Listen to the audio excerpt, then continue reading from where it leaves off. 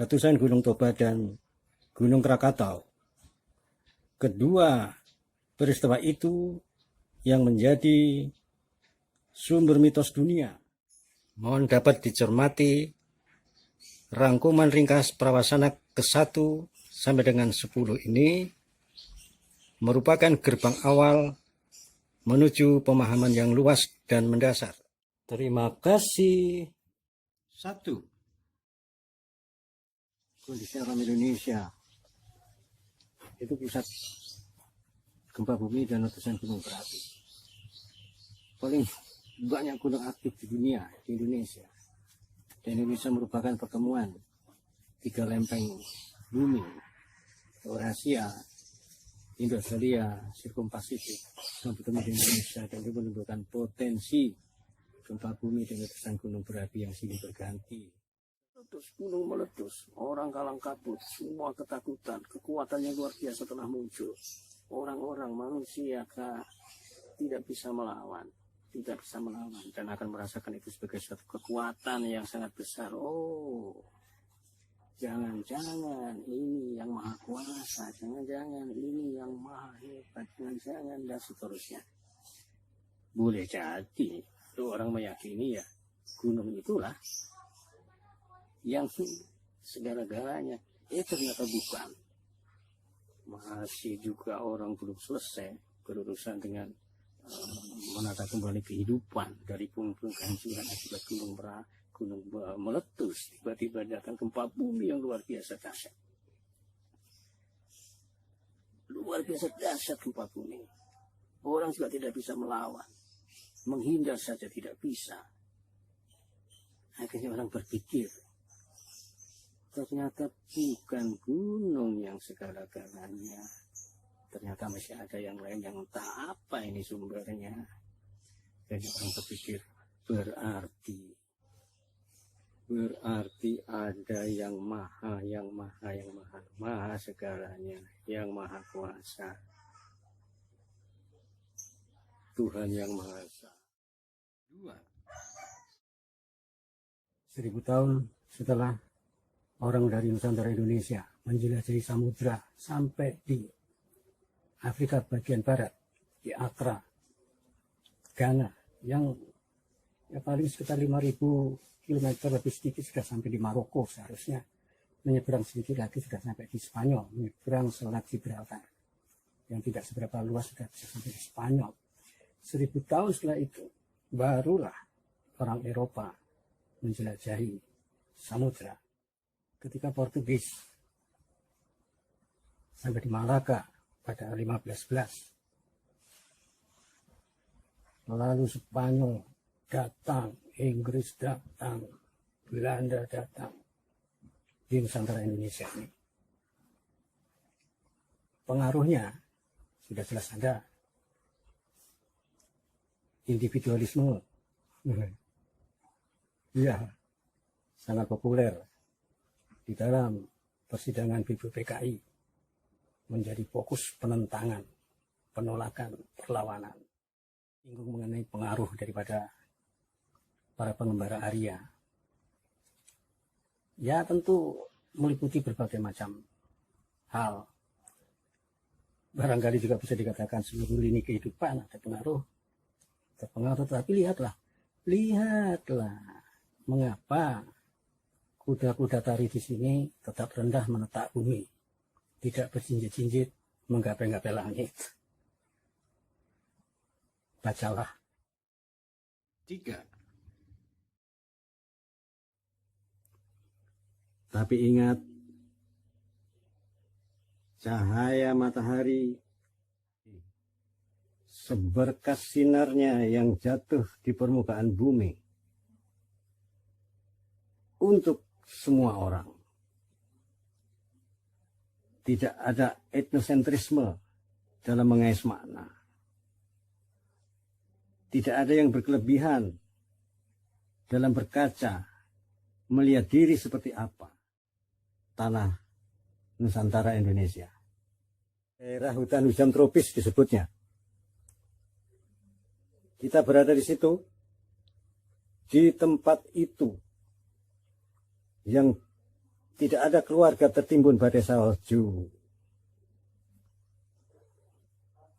Kita berada di sana, di tempat yang tidak ada badai pasir yang bisa melenyapkan tanda-tanda. Di desa, bukan di pengembaraan. Nasib menggariskan membangun kembali kehidupan di atas puing-puing kehancuran. Yang kuat dan yang lemah sama saja, sama-sama tidak mampu menghadapi gempa bumi dan letusan gunung berapi. Itulah niscaya semangat apa adanya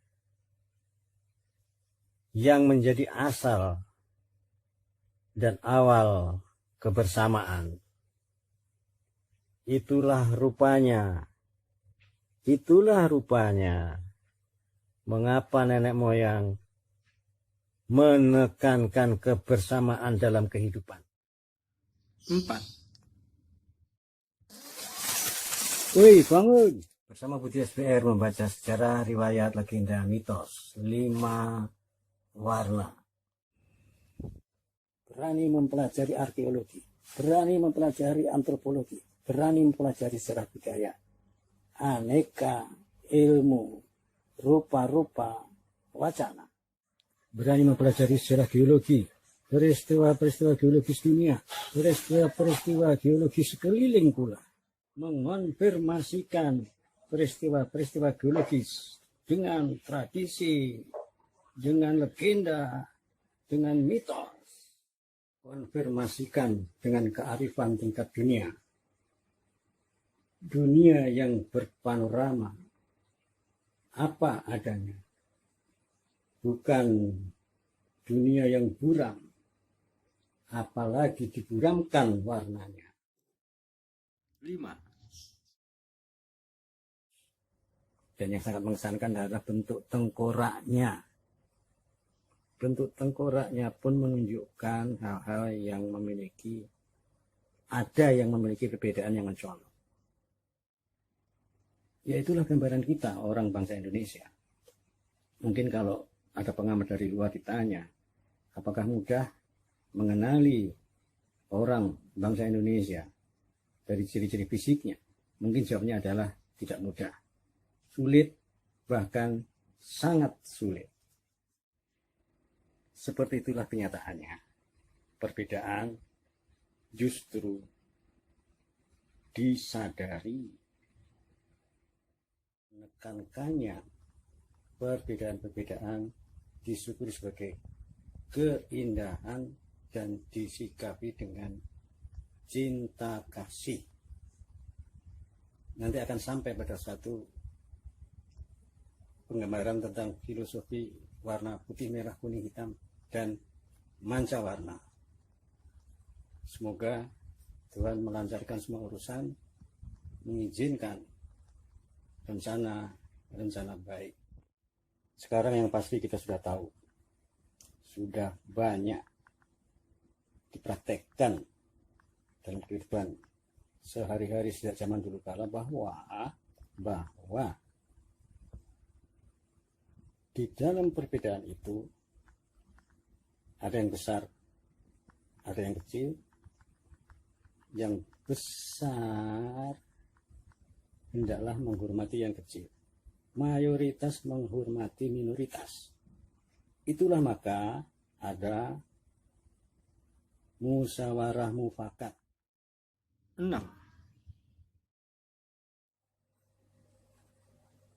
Gaya hidup orang bangsa Indonesia bukan hanya terpengaruh oleh kondisi alam daerah hutan hujan tropis, tetapi juga riwayat kebencanaan terkait gempa bumi, tsunami, letusan gunung berapi. Peristiwa tsunami terbesar di dunia pernah terjadi di sini. peristiwa letusan gunung-gunung berapi yang terbesar di dunia dan berpengaruh langsung terhadap kehidupan manusia pernah terjadi di sini. Peristiwa-peristiwa yang sangat wajar bila dikatakan menjadi sumber mitos seluruh dunia. Mitos ternyata merupakan catatan peristiwa geologis zaman dulu sekali. Mitos ternyata merupakan catatan peristiwa geologis di zaman dulu sekali.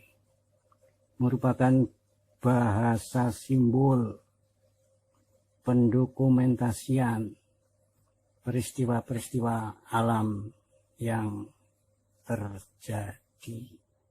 Demikian pula dengan tradisi tertentu, tradisi-tradisi tertentu, legenda-legenda tertentu yang dapat ditelusuri. Ternyata sumbernya dari peristiwa geologis tersebut yang sudah terjadi lebih dari 10.000 tahun yang lalu. Nasib tergariskan membangun kembali kehidupan di atas puing-puing kehancuran, di atas puing-puing kehancuran akibat bencana alam letusan gunung berapi, tsunami dan gempa bumi.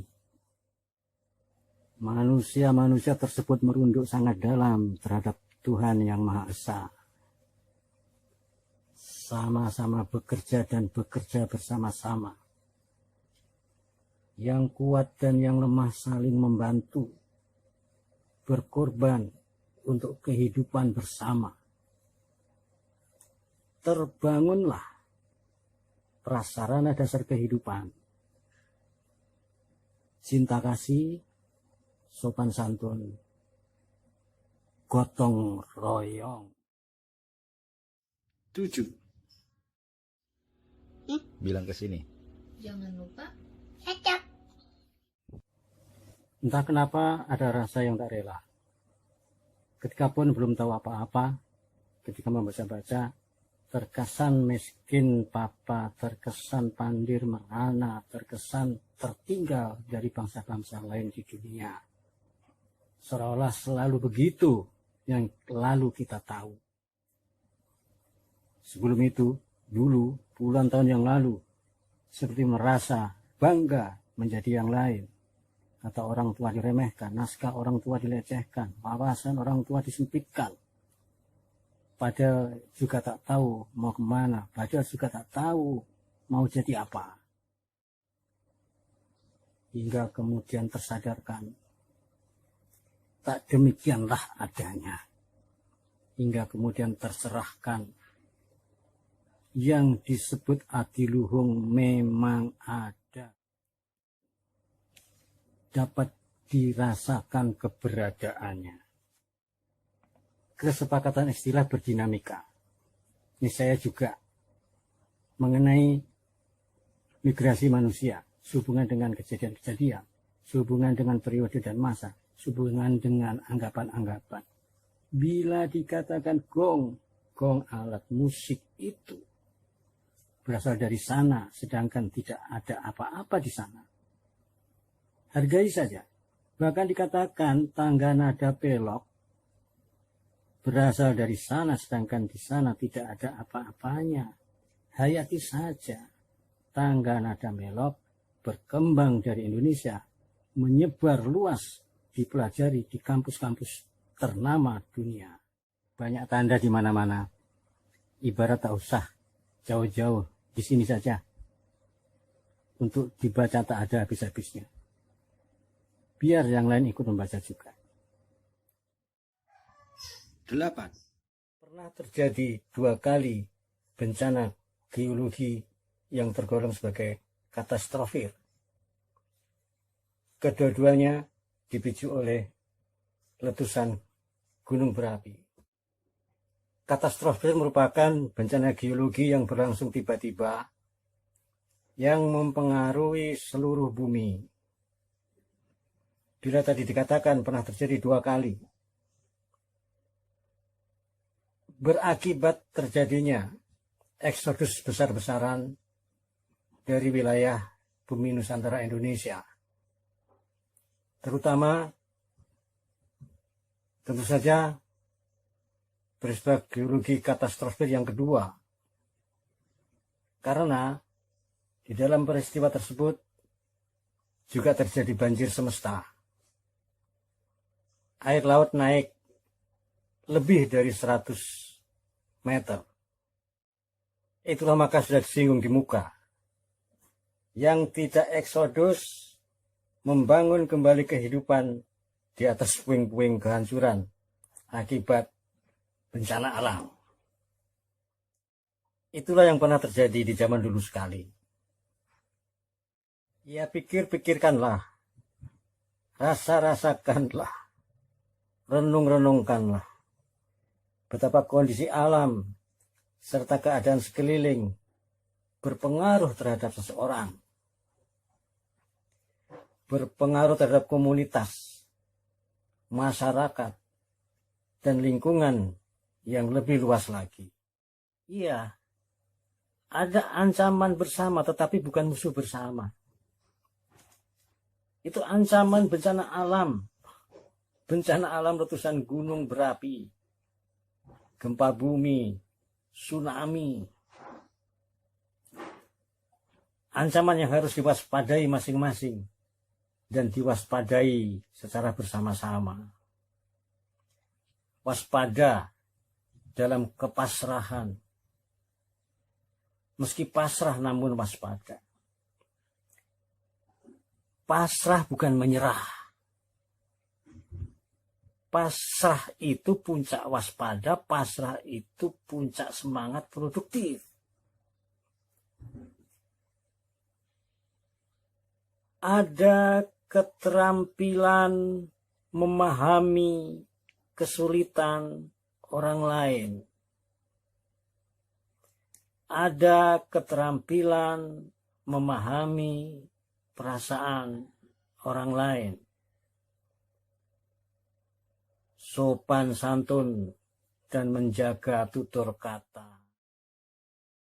9. Bekerja dan bersyukur saat menuai hasil. Nilai-nilai alamiah yang terpetik dari kesadaran menjalani kehidupan di tanah yang subur namun rawan bencana.